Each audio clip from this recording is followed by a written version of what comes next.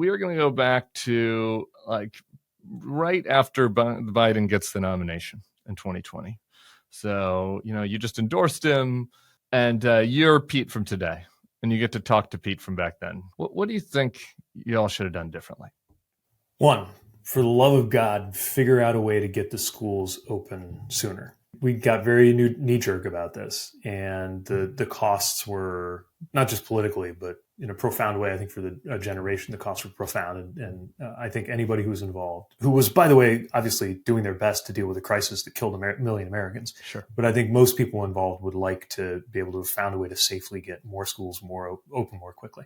That was a great first answer. I had no idea there's so many ways you could have gone with that. But obviously, pay more attention to the border.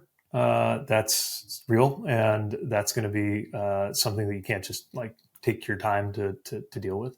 3, even though you spent your entire political lifetime believing that the economy and jobs are the same thing, and if you have lots of jobs, it's a good economy, and if you have a problem with jobs, it's a bad economy.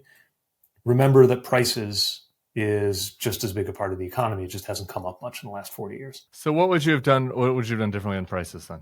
No country was able to save their economy from COVID without getting into some inflation, some serious and painful inflation. But I do think that there were a lot of moments where people kind of waved it away in the first year or two, even just like the conversation about it, the focus. It is true that we had no choice but to bring back the economy by any means necessary. I mean, we forget how grave the threat of a depression was in 2020. Or 2021. I mean, when I came in, I spent a big part of my time as secretary dealing with getting airlines to treat their passengers better. You could almost forget that the entire first year, our biggest focus was making sure airlines didn't go out of business. And that's just to use the airline sector as an example, right? So again, by definition, you set up this exercise. It's easy to say now, but since it is, those are the things I'd be whispering into my 2020 ear if I had the chance.